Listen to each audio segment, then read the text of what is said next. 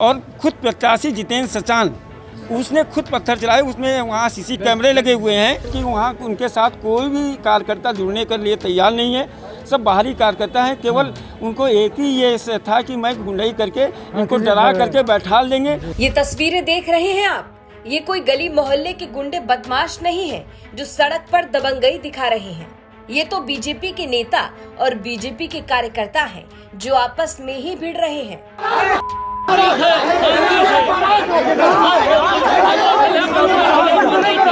तो बीजेपी के नेता और कार्यकर्ताओं ने आपस में ही भिड़कर हंगामा काट दिया। आधी रात तक थाने में जमकर बवाल मचा और इस हंगामे का कारण रहा निकाय चुनाव।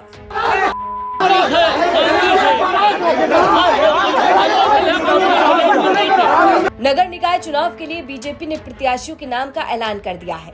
अब इसको लेकर कई जगह पार्टी के अंदर ही बवाल शुरू हो गया।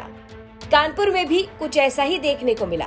यह वार्ड नंबर 77 में बीजेपी ने राजेंद्र सचान को अपना प्रत्याशी घोषित किया।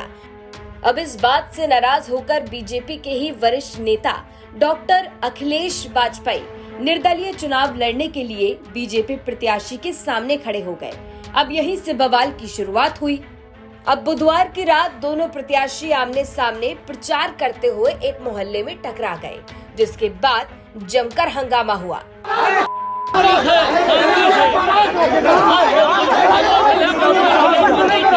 निर्दलीय चुनाव लड़ रहे डॉक्टर अखिलेश वाजपेयी का आरोप है कि सारे बीजेपी कार्यकर्ता उनका समर्थन कर रहे हैं। अब इसी कारण से बीजेपी प्रत्याशी राजेंद्र सचान चुनाव प्रचार नहीं करने दे रहे।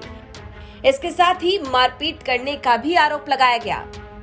इन तमाम आरोपों के साथ निर्दलीय लड़ रहे अखिलेश वाजपेयी और उनके सैकड़ों समर्थक बर्रा थाने का घेराव करे रहे। बीजेपी प्रत्याशी के खिलाफ एफआईआर दर्ज कराने की मांग को लेकर लगातार हंगामा होता रहा। वहीं इस मामले में एसीपी अभिषेक पांडे का कहना है कि मामले की जांच करने के बाद ही आगे की कार्रवाई की जाएगी। 10-15-20 लोग थे और 20 लोग उनका ये था कि आप जनसंपर्क करने नहीं देंगे। और खुद प्रत्याशी जितेंद्र सचान उसने खुद पत्थर चलाए। उसमें वहाँ सीसी कैमरे लगे हुए हैं और मैं जा करके एक घर के अंदर घुस गया। वो लोगों ने अंदर कर लिया किसी तरह। और इन लोगों मेरे समर्थकों के साथ उन्होंने बेल्टें चलाई। बुजुर्गों को एक रात पड़ी है, उनको आपको दिखा रहे हैं कहाँ है वो। ये देखिए, ये देखिए इनको आप थोड़ा देखिए, आप थोड़ा सा। हाँ, पुलिस का भी सूचना दी है। अच्छा, क्या कारण रहा जो ये विवाद हुआ? ये केवल कोई विवाद नहीं है, केवल समर्थकों को अपनी तरफ खींचना। कोई मेरा विवाद नहीं, केवल डर की धमकी देने की मैं ताकतवर हूँ, मैं गुंडाई करेंगे और मैं किसी को चुनाव प्रचार करने नहीं देंगे। अच्छा, आप भी बीजेपी में, वो भी बीजेपी में? नहीं, मैं निर्दलीय प्रत्याशी हूँ। मैंने जब निर्दलीय कर दिया तो पार्टी का कोई मतलब नहीं रहा। पार्टी का मतलब हम कार्यकर्ता दल छोड़ कर आए और पार्टी से भी मांग किया है कि आप आज मेरे पास सभी के फ़ोन आए। हमने कहा आप मेरे साथ चलिए और मैं जीत के आए। वो फर्स्ट एड की वहाँ उनके साथ कोई भी कार्यकर्ता जुड़ने के लिए तैयार नहीं है।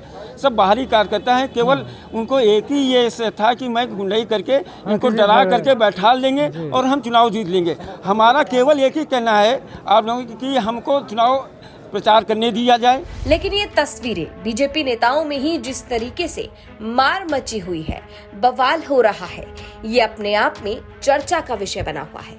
अब इस पर आपकी क्या राय है, ये हमें कमेंट बॉक्स में जरूर बताएं।